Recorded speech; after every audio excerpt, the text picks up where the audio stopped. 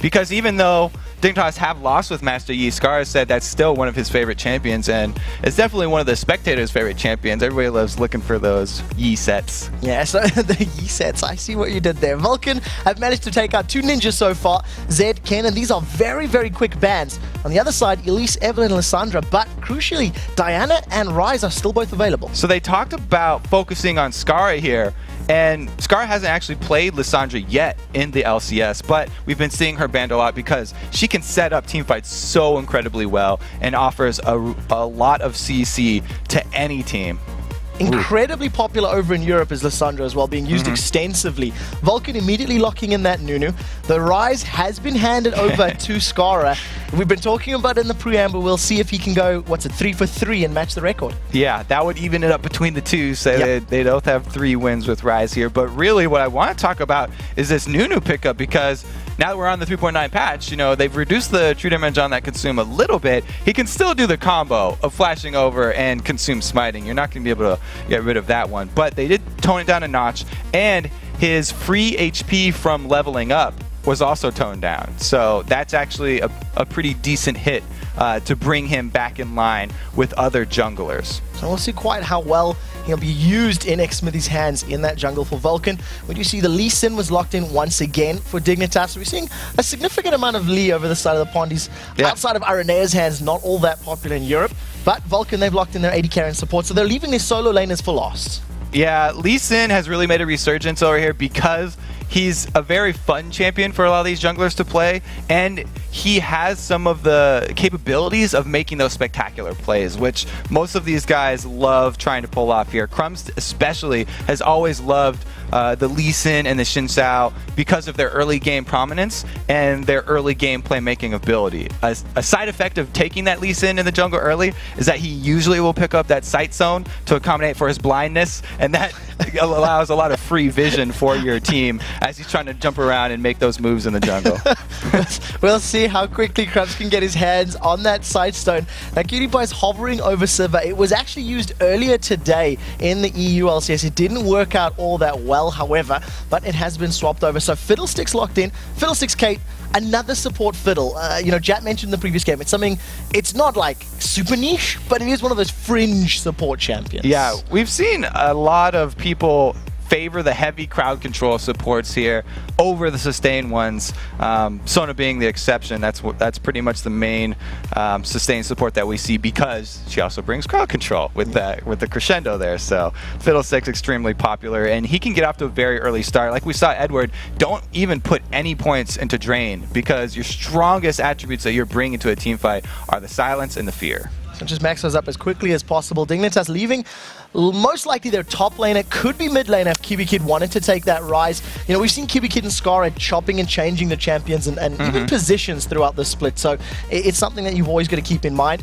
However, Zuna has locked in his Kog'Maw, and I'm going to say his Kog'Maw because nobody else is really playing it to the same level. It's pretty interesting that they've decided for Kog'Maw even when Tristana is available too, because he's pretty much had a clear order of AD carries that he prefers. Kog'Maw's on the list, but Tristana's always been the queen, the one at the top of that list.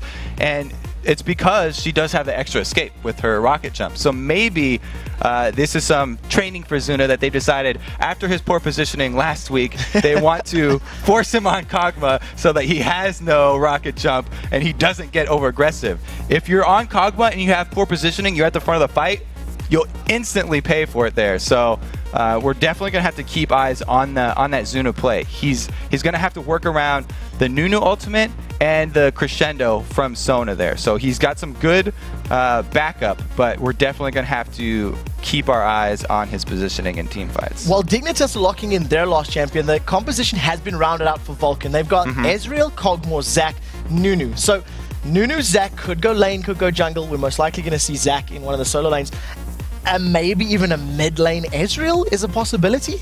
Yeah, it's looking like a very strong team here because of the disengage, but also because of the re-engage that they could use after blowing up after blowing the cooldowns here off of Dignitas, what you want to do against like a team with Fiddlesticks is bait out the Crow Storm and basically slow him down and kite him, and then re-engage after that's down, because he's very squishy after that. And if you can get a hold of him, then they can blow him up easily. So one of the popular strategies, like you said, bringing 2 AD carries works a lot when you use a utility tank jungler and a utility tank top laner. So that's working in their favor. We'll see whether or not this all-in composition of Dignitas will be able to stick to Vulcun long enough to make this damage, matter. We are loading up into the game very, very shortly, and two very different compositions, two very different styles of gameplay. The laning in the early game is going to be instrumental for both of these teams. And they're going to have to pay attention to not only the laning in the early game, but the jungling in the early game. Anytime you have Nunu in the game, the buffs are constantly under contest. Everybody's working so hard to keep the timers on every single buff, not just your own, but all the enemy ones as well, because those are so important now with all the extra experience being allotted onto them. We'll have to be keeping track of Xmithie as well as all 4 jungle timers of each 4 buffs. And something that Vulcun will definitely have to keep their eyes on is all the vision as well. To keep up the pressure, make sure they can carry on stealing as those buffs respawn. We are in game right now. It is, of course, Vulcun on the left-hand side in the blue trunks, as well as Dignitas on the right-hand side of your screen in the red trunks. Starting, there's a lot of biscuits and a large number of wards, but more so in favor of Dignitas than Vulcun. Yeah, I mean, every time we've seen Rise, he's gone utility, gone for that biscuit. Scarra also picks up the extra ward here, and he actually places it extremely early just to get out some vision and see if Vulcun go for the red side invade, while Crumbzz is going to try and see BloodWater here. So he'll probably spot him out, but we're just getting a very deep ward down. He's very lucky that there's no one else, but he's extremely out of position now, deciding to go the long way around. And on Dignitas, they're quite aggressive themselves. So definitely some expected wards from Dig over here, the normal Wraith ward and the red bush ward. But the interesting thing put down here by BloodWater was the double Golems ward at the very top. We'll also see some extra vision for that top lane. So it makes me wonder if they're going to want to try and contest some early action here on the red side jungle. Some very brave moves from both Patoy and BloodWater, just solo, running through their enemy's jungle. Nobody willing to commit to a fight or really get involved, though, so nobody's caught out. And we'll see who's going to make use of this information more. You have to feel that Dignitas, with all this additional vision and poising, they really want to be 100% aware of where Xmithie is, what he's doing, and try to keep tabs on him so they don't get invaded on. Yeah, it's one of the biggest parts when you are against the Nunu is the first 4 buffs that spawn. If one team's able to grab 3 out of those 4, it's a huge win for them. And Nunu is always the one that brings that extra threat. So what they're actually going to do is a delayed invade over at the blue just to see that Dignitas have not started there. And Xmithie, it makes me think that he'll probably be going over there second, since the AD carry and supports are both bottom. So we'll have to keep our eyes on this invade. They did get that ward down on the blue buff, and you can see that Lee Sin is over towards his red. So as Crumbzz decides to move around, maybe the pressure is going to be enough to set it up. We are going to see straight matchups in this game. Zac versus Rumble in the top, as well as Ezreal versus Rise in the middle, and our duo lanes down bottom. And it's just going to be a little bit of a slugfest to see who's going to get this early lane dominance. And the main difference there from that level 1 was that we had Xmithie using his smite because he soloed his own red buff. Whereas Crumbzz over here still has his available, and they are going to be able to both get their own buffs secured. No early disadvantage for that Lee Sin. So now it's on Crumbzz to make an early move, try and pull off a gank before Nunu has time to come into his jungle. So a tentative start here from both of these teams, and almost on cue, Crumbzz is moving his way towards this mid lane. He does have those double buffs up. A little bit of pings on the blue side of the jungle, so Vulcun are aware of Crumbz's positioning, and they're playing a little bit defensively as Zuna and BloodWater are a little overextended. Yeah, they haven't felt the need to pull back here because they do have the upper hand down there in that bottom lane, and Crumbzz was seen coming through the river. So Xmithie has taken this time to gain an experience advantage. He's cleared an extra camp now on Crumbzz and it's all because of that one ward that Vulcun did have in the bottom side river. Vision is going to be so important for both of these junglers, as they're both incredibly mobile and want to be getting in their opponent's faces. So we'll have to see how this next round of wards, where and when they get put down to determine some of the plays. Sycho Sid and KiWiKiD just trading up here in the top lane. A lot of damage, and look at Scarra forced to flash away from mancloud. Very, very early flash here. We do have mancloud's flash up as well, so he does have kill potential in this mid lane, and that's why you can see the junglers hovering around. They're just waiting to pounce on this mid lane with the vulnerable rise. So Ignite is available for Scarra, but Ignite is not for mancloud, as that previous engage is just trading damage back and forth. There's a fairly large wave here for mancloud, as we do see Xmithie coming in from the side. Ice Blast lands, mancloud gets the last hit, and that's first blood on the board. Yeah, vulnerable rise there. No flash means no escape, and he also didn't have vision, so great job by Xmithie taking advantage of that pop summoner that mancloud was able to get rewarded with first blood. Meanwhile, top, speaking of ward coverage here, since Sycho Sid did start that Doran shield, Dignitas are very much aware that he has no wards. There's no vision up in that top side, but because Rumble's damage is mostly AoE, he's always constantly shoving, and it's very hard for an early dive to come from that Dignitas side. Down in the bottom lane, the pressure is on as BloodWater's forced to back away. Ignite was ticking, he survives it. Zuna sticks around, burns through the last of his mana, putting as much damage down as possible, as now we jump to the top lane. Flash away from KiWiKiD. The Ice Blast is going to land. 210 HP on the board. They're going to start face tanking the tower. Overheat is up. Tower hit's going to drop Xmithie. They're going to trade 1-for-1, and Sycho Sid gets away with his life. Almost popped the Zac passive as well. Very close right there. And this is the second time that we've seen Rumble come out with a kill in a 2-versus-1 situation. Not quite as clean as balls there, but KiWiKiD was able to grab one. Well played by KiWiKiD to at least get that kill on the board. He's even with CS and has got the same number of kills as his lane opponent, so we'll see what he decides to actually pick up in the shop. Amp Tome as well as that Ruby Crystal. So going to be working towards some early penetration to make that strong damage of Rumble stick. And we've seen an early Sight Stone picked up by the Nunu, which is exactly what you want to do as this champion. You want to continue to place wards deep inside the enemy jungle so that he can get his counter jungling going here. So we'll see how and where these wards get positioned. Xmithie, 2 ganks placed, 2 of them successful. He's hovering around the mid lane again, well aware that Scarra's flash is not up or available. He's basically just waiting for the go sign from mancloud. Yeah, basically what we have is another minute, because the 5-minute spawn time on these buffs means that at around 7 minutes is when the next one is going to come back up. So Nunu would like to preemptively ward inside Dignitas jungle and get vision of Crumbzz so that he can be safe in his next invade and go for that 7-minute, which would be red buff that would come up for Crumbzz here. We'll see if he does actually decide to move up towards them. mancloud's the man that's taking the small walk over. He's got a ward in his back pocket. Sycho Sid and KiWiKiD going toe-to-toe. That's a level 6 almost on both of them. The mancloud's coming in from the side. And that's because Sycho Sid saw the ward placement. He always used Let's Bounce. So take a look at that. Equalizer is now available for KiWiKiD if he wants to use it. He's turned tail. He's trying to run, but he's running the opposite direction. This is enemy territory he's heading towards. 1 tower hit gets picked up. The second in the background. He's trying to just deny an assist from mancloud, and it does look like Sycho Sid will be able to pick this one up. He's taking KiWiKiD on a long walk down the beach. mancloud doesn't want to waste any more time. He wants to get right back to that lane. Meanwhile, Scar's taking this time of freedom to roam down bottom. Now Zuna's been feared up. The drain is on. He's been silenced as well. A lot of damage from KiWiKiD, and that drops him down to 100, but Zuna does get away thanks to that flash and barrier. And not level 6 there for KiWiKiD, so there's no ace in the hole, no sneaky snipe going to come out and try and finish him. Basically 2 sort of wasted roams there by both mid laners.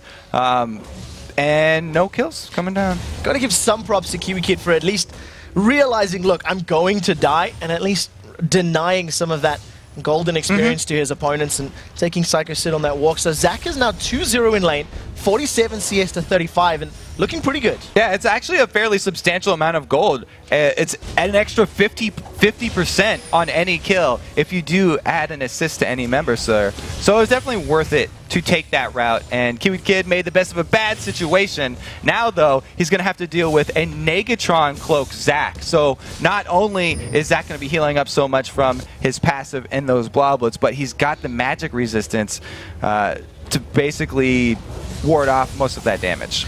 We'll see how well it can work for Sycho Sid. They've now returned to that lane as the blue buff has been picked up and donated there to mancloud. Dignitas' blue buff is still on the map. Crumbzz and Scarra have not made a move for it just yet. You have to feel that that's going to be the next objective they'll be looking to pick up. Up in the top lane, Xmithie is once again sniffing around, trying to set up yet another gank. He's been omnipresent on this map. Yeah, it's interesting that he's focused mostly on ganks instead of counter jungling here.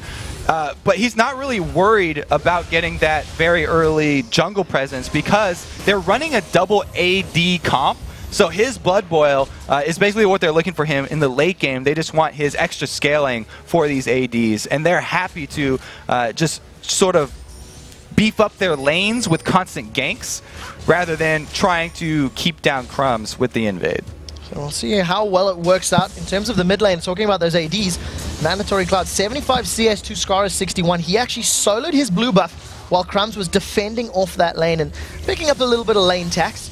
So both mid laners returning and stacking up that tier of the goddess. Keeping in mind it is 3.9. Flash Spear! Fear is out. Bloodwater's been moved over to the side. He's going to get dropped before Crescendo can go off. Crowstorm is being channeled as Xmithie jumps forward. Absolute Zero is now out. Patoy's going to be the next one to fall. They trade support for support. So Patoy does go for 1 point in drain life there. You can see the ineffectiveness of a support Fiddlesticks trying to drain tank there, and he does end up going down.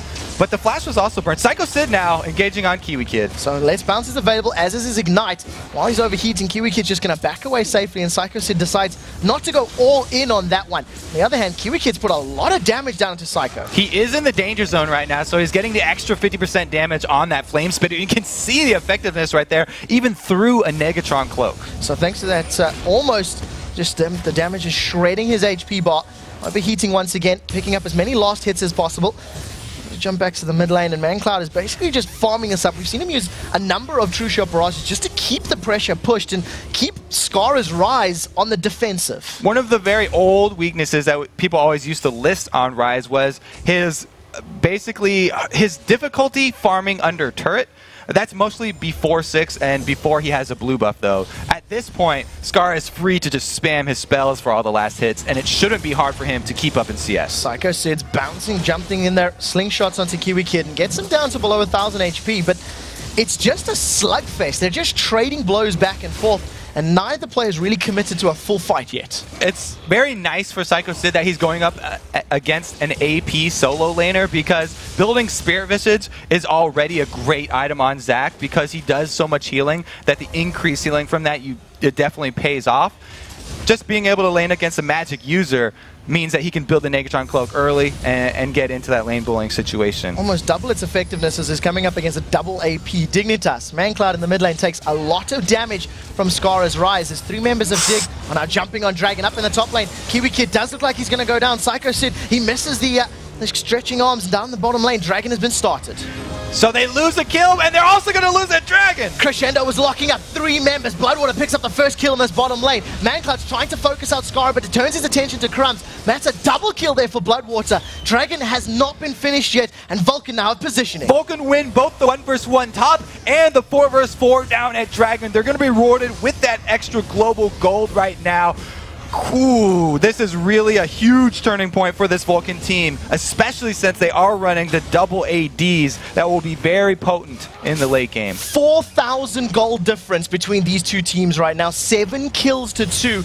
Even though there's no towers on the board just yet, Vulcun are really grabbing this game by the reins. Plus, we just saw another Arcane Barrage from mancloud right there to just get the extra CS and clear out the minions that were at his turret. When we talk about pressure in the different lanes, a lot of the times we're referring to the minion waves being pushed up and the free damage that Scarra could get on that turret, but because of the kit that Ezreal does possess, able to clear that one out and relieve that pressure. And it allows Vulcun just to exert the control over all areas of the map, even while doing that gank down towards the bottom, and keeps up all of that, the minions in their favor in the mid lane. We see a Manamune has already been completed for mancloud as his first major item, and it's something we're seeing a little bit more of because of the changes to tier.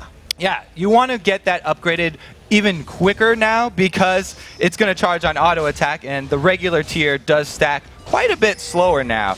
So he immediately returns to grab this red buff here, as an Ezreal at any point in the game with red buff adds that extra annoying factor that is really the reason that the blue buff Ezreal was started, and being able to slow people with your Mystic shots. Yeah, from range, keeping yourself safe, and if you get any poked out, dive in for the fight once again. True Shot Barrage used to just hit a couple minions. I don't think it was ideally aimed, but mancloud's going to be able to finish off most of this mid lane and maintains that CS advantage over his opponent, but it is what you would expect in an AD carry versus a mage setup. Well, he's just continuing on with the same strategy that's been working for him so far, using his ability. Oh, there we go, crescendo. KiWiKiD's been locked up. Xmithie's trying to put himself in position. Absolute Zero is available. He starts to channel it, immediately kicked away as Crumbzz throws out the Dragon's Rage kick. He's going to safeguard over to a ward, actually, not giving the shield over to KiWiKiD. He's the first one to fall before the Crow Storm comes in. You can hear them cawing in the background. Like Xmithie surviving it all. Barrier popped by Zuna. The focus is on Kog'Maw. Can they get him down? The answer is no. BloodWater picks up his third kill of the game as Scarra arrives to the party, but you are not early enough. There's the power of the double supports plus AD carry on the bottom lane. Such control added from the Sona and Nunu combo, where it allows Zuna to just fire away from the back line and continually put out damage without having to worry about his position. So well played to them. We'll see if Zuna can keep up that positioning in the mid lane. mancloud's been held in place by Scarra. They're trading back and forth with blue and red. mancloud feels he likes his chances. True Shot Barrage goes out. A great Mystic shot onto the backside of Scarra, dropping very, very low. mancloud's thinking about this, but decides against it. That was all because of the roam down bottom there from Scarra, trying to alleviate the minion wave on that bottom turret there. And mandatorycloud, again, with the same strategy, just continually shoving that mid lane. Now he's even on the secondary turret, and no one's answering that minion wave. So 3 towers in favor of Vulcun now. They've picked up the first dragon of the game. We see in the top lane, Sycho Sid has a 2-level advantage over his opponent, KiWiKiD. In the mid lane, mandatorycloud, a 2-level advantage over Scarra. It's all going well for them right now.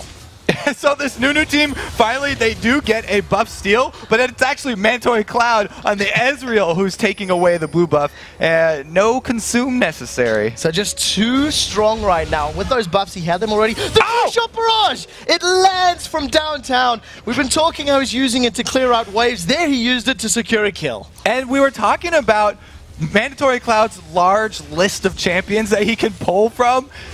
We didn't talk about any of the AD carries that he can actually pull from, but he's definitely showing here that he is well versed on that Ezreal. And this is something that we see, again, not in every single game, but double AD carries, it's a strat you can pull off, and if you get ahead, it's such a great position to be in with all of that damage to follow up your utility tank, you know, top laner and jungler in this case.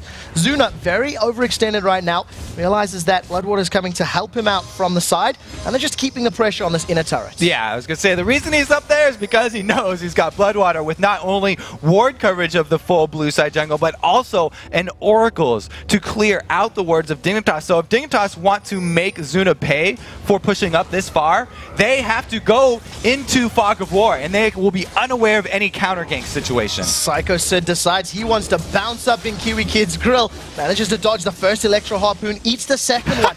Unstable Matters are popping, another slingshot backs up, he's burned his Ignite. Gonna carry on chasing. Equalizer is out. The Ignite's ticking away, and Sycho Sid picks up an easy kill. Sycho Sid did not take any damage for the first 20 seconds of that fight because he's been stacking that magic resist, and he has the heal, the extra 20% there from the Spirit Visage on top of his passive. It was just, you can see the effect of any rumble there, and you can tell this top lane is going to go from bad to worse right now. Dignitas are faltering in every single lane right now. That goal deficit 1,000 at the 18-minute mark. That's 50% of the HP dropped on the inner turret in the top lane. The inner turret in the mid lane is being dropped as well. And Zuna's going to carry on pushing this bottom lane. It's everything in favor of Vulcun right now. Exactly. They're just constantly shoving up the minion wave. So that gives you 2 benefits. Not only are you going to be able to constantly deny your enemy minion kills to the turrets and get damage on those turrets, but you also constantly have vision of your enemies because the minions are always shoved up into their lanes, and that allows you to take whatever you want out of their jungle here. As you can see there, they were even going for those double golems, but KiWiKiD claims that soul. Xmithie and mancloud taking away the wolf camp over here. They've taken the blue buff away. They've now stacked up a couple numbers on this tower, and Crumbzz, he hasn't really got a lot of items to contest as Dignitas and the rest of the team group up in the mid lane to try to defend, but they're losing so much HP in this bottom lane. Nobody can go up to answer Zach, and nobody can come answer this dual lane of BloodWater Zuna because of that perimeter wards that they've placed so deep in Dignitas jungle. Here's KiWiKiD gonna pay once again. Xmithie's gonna go in, absolute zeros being channeled. Sycho Sid not using Let's Bounce just yet, decides to back away. Smithie's actually gonna get dropped. A little bit overconfident. Yeah, he's not paying anything. Got caught out there, ate too much damage from the equalizer in the bottom lane. BloodWater and Zuna, they're playing very, very safe. Crescendo locks up KiWiKiD, Exhaust is down. Blade of the Rune King gets pulled down, KiWiKiD gets dropped. All too easy for the two of them. You have limited resources on your team. There's only 5 members, so if they send those 2 up to the top to help KiWiKiD, Patoy going up there to support him, it means that we had KiWiKiD left all by his lonesome down there with the 2 from Vulcun. And Zuna's just going to 1v1. Crumbzz going to carry on chasing. Flash forwards. He gets a rampage 4-0-3, tanking up that tower for a number of hits, but he does survive. Up in the top lane, Sycho Sid once again going all in on KiWiKiD. Let's Bounce is available, decides against it. And KiWiKid's cooldowns are not back up right now, so it is a bit dangerous. But the reason he backed off is because of the wards in that jungle for Vulcun. Saw Scarra moving up, and he was afraid of the counter game. 4th tower of the game secured for Vulcun, and Dignitas just, they haven't really been able to make a play stick. They've been reacting and trying to claw back whenever Vulcun dive in, all since that first dragon. Yeah, very nice early game here from Vulcun, who are definitely known as a late game team. They've really been able to snowball that early lead, and the reason, or the way that they do this is continually picking up these free objective, or not, this extra dragon when they have the vision from the shoved up minion waves. Yeah, it's complete control of every single lane right now. Going to give them all the time in the world to pick up that Drake. mandatorycloud with that Last Whisper returns to the mid lane. Put some poke down into Scarra, and Scarra's fairly beefy right now. Getting very close to, a couple of completed items, but nothing completed yet. Still sitting on the tier, still sitting on the Glacial Shroud and the Warden's Mail. He hasn't completed a big ticket item at the 20-minute mark. He's got a whole bunch of mana, though, which does scale up Ryze's damage, and he's been building in preparation for this late game dual AD combination. You can see he's put a lot of emphasis on the armor. So he's going to eventually get that Frozen Heart, and he's already got the Warden's Mail. So he's going to try and get as many attack speed slow items as he can. Being able to stack those 2 would be a great benefit for the team, because anytime either Zuna or mandatorycloud attack him, they are going to have their attack speed reduced a great deal, and it can counter that Blood Boil. The thing is, Vulcun have this 10k gold lead already, and they've got Vision of Baron.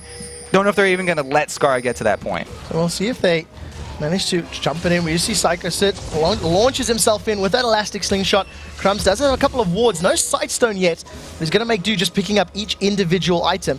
Patoy was poising himself, was thinking about that Crowstorm over the wall, decides against it. In terms of the AD carries, KiWiKiD does have his Infinity Edge, which is crucial for his damage, but Zuna's not very far off that right now. No, and Zuna, even not being very far off his Infinity Edge, didn't come at much of a cost. He's rushed that Blade of the Rune King as per usual for him, which could allow them to take down a Baron very quickly. And if they do come out ahead in this one, then he's going to be able to pick up that Infinity Edge. Zac actually is still up in the top lane here, though, so they are going to pull back. So they do have pink wards in there. At least they knew that Dignitas weren't 100% aware of it. Now that Dig have pushed forward, they'll need to be a bit more cautious than they try again. Now Zac's coming around for the back! The Crescendo locks them up. Scarra just gets deleted from the map. A double kill for mandatorycloud, but he's not done. Arcane shifts aggressively forward. 2 easy kills for Vulcun.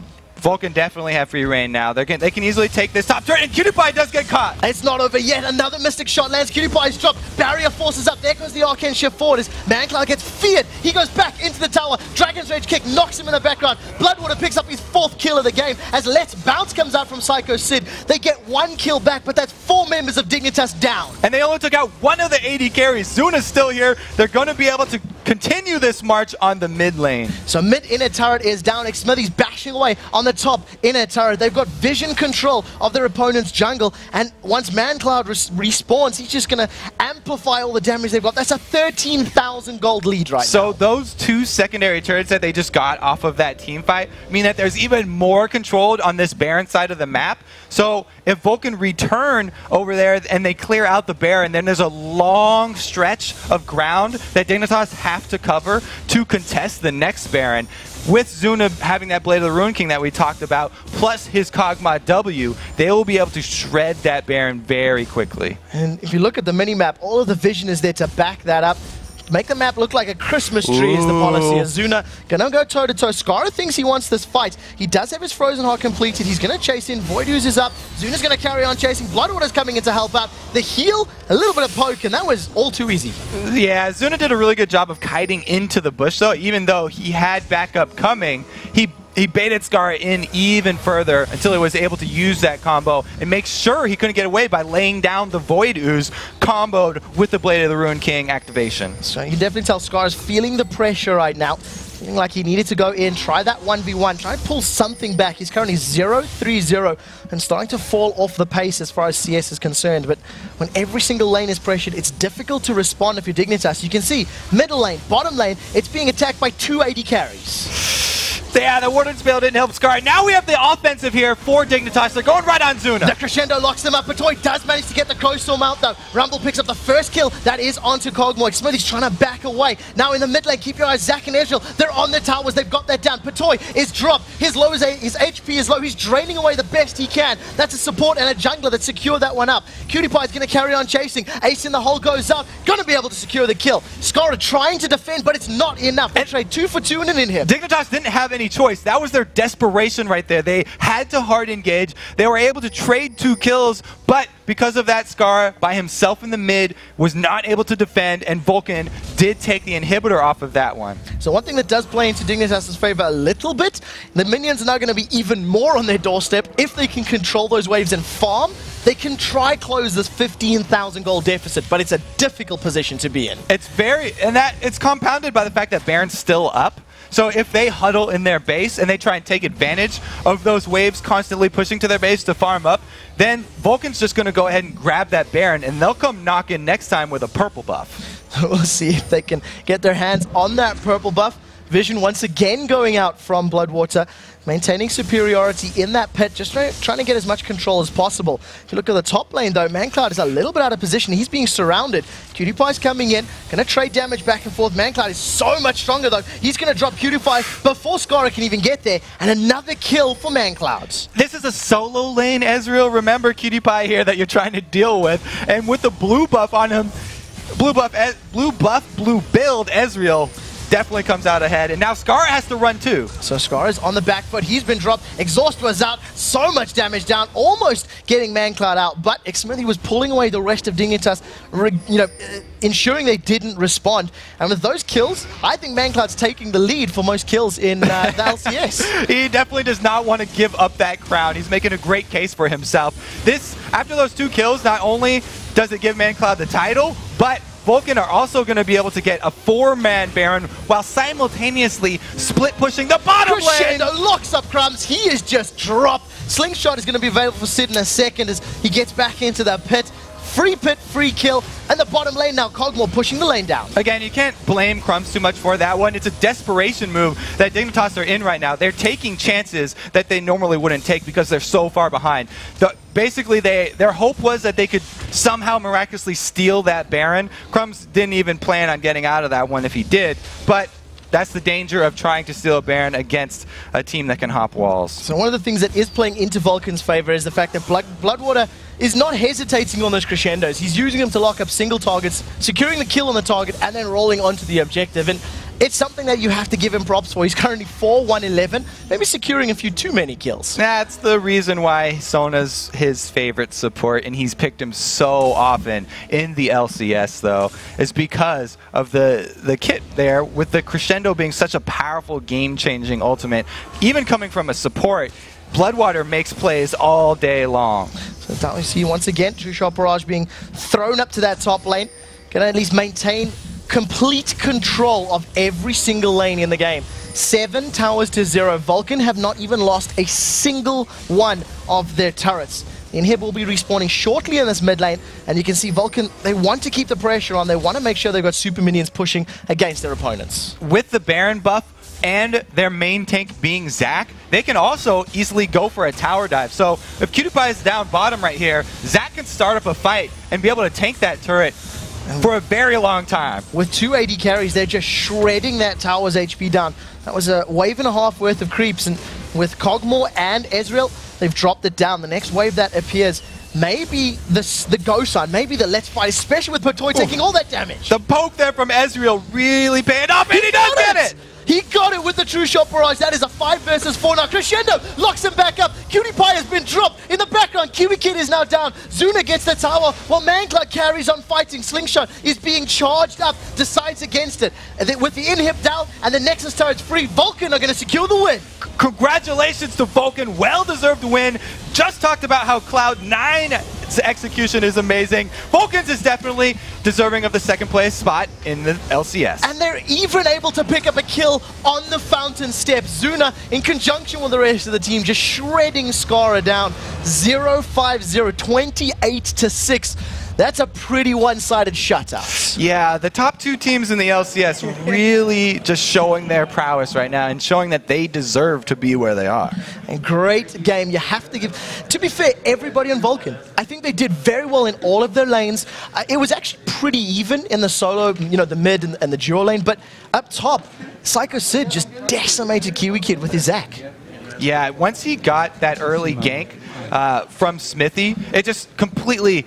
And literally, Xmithie snowballed that lane for him, and he was not. KiWiKiD was not able to come back at any point. The early Negatron cloak buy was very smart from Sycho Sid to take that money from the first kill and translate it into never being able to get pushed out of lane. So 2 things that we've seen from the junglers there. Crumbzz not really having that much of an impact on his Lee Sin. He never really got involved or was able to counter gank. And Xmithie made it very clear he was more focused on his lanes than the jungle. And I feel like that was pretty much reactive from Xmithie. It started out because mancloud was able to burn Scarra's flash solo. That was a 1 versus 1 exchange. That's why Xmithie initially camped mid, got the kill on Scarra to get mancloud going, and then it was an easy transition walking up to top lane to get that lane going too. And once you have both solo lanes already in a good position, it's hard for Crumbzz to gank one of those lanes without being scared of a counter gank. Well played indeed. All right, guys, we've got to take a short break, but when we return, Vulcun's